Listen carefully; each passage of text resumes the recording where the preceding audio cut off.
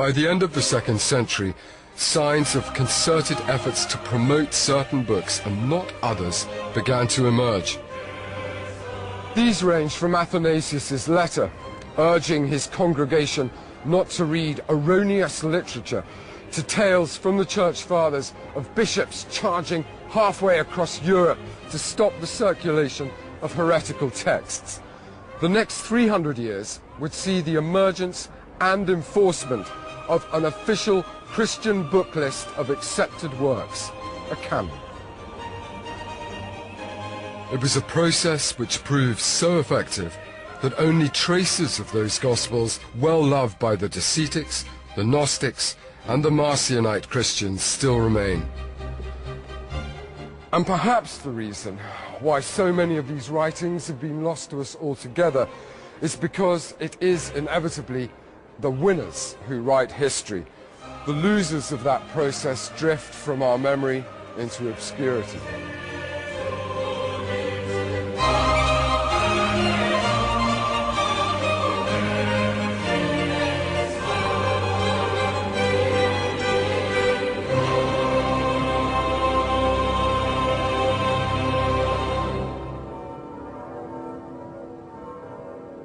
Some of the forbidden Gospels came to a violent end. In 447 AD, Pope Leo the Great ordered Gnostic texts to be burnt with fire. But the vast majority simply stopped being reproduced.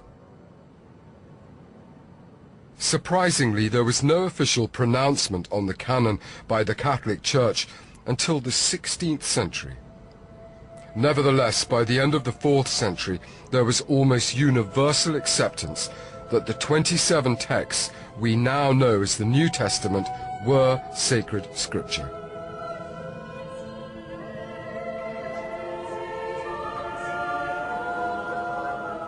The impression I've always had of the New Testament is one of a unified collection of books with an organizing theology. But even here, there's a surprise. In the texts that were chosen, there's a startling amount of diversity. They contain different Christianities, from the Gospel of Matthew with its emphasis on Judaism, Mark's flashes of vivid eyewitness detail, to the brilliant mysticism of John and his vision of Jesus as the Incarnation. These were the texts discerned to contain the truth. It was within their pages that the path to God could be found. They and only they led to eternal salvation.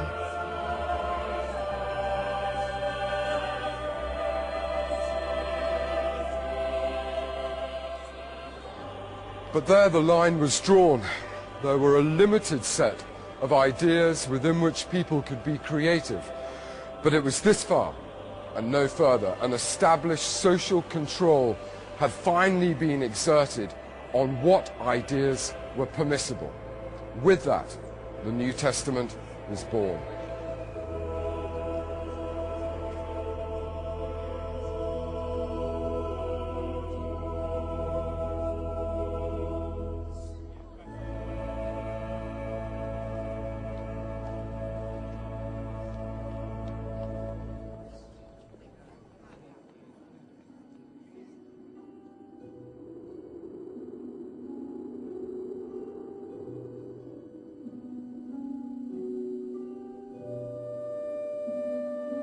Over the centuries, the New Testament has assumed a status that the Orthodox leaders of the early church could probably never have envisaged. In Christian services across the world, people rise to hear the Gospels spoken as a mark of reverence for the Word of God. And perhaps if it wasn't for the protective science of this beautiful land, the victory of the Orthodox would have been absolute. The forbidden texts would have faded from memory and from history.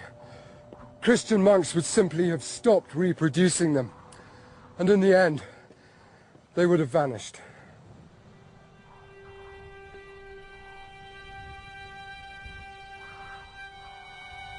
From my perspective, it's easy to be seduced by these lost gospels and the ideas they embody. Women and a Jesus who is a wise teacher rather than a miracle maker. Two gods, one solely responsible for good and the other for evil.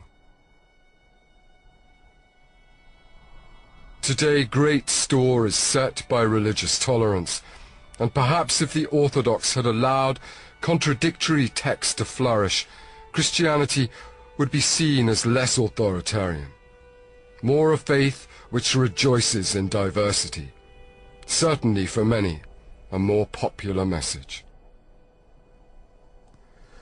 But the irony is, had it done so, the Church might not have survived at all.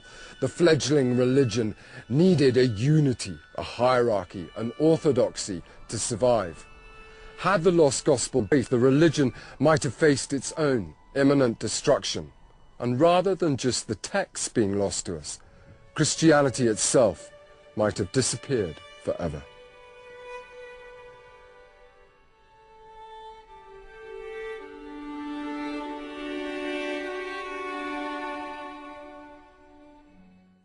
Continuing the theme, eve of the 60th anniversary of their discovery, Raggy Omar tells the remarkable story of the Dead Sea Scrolls.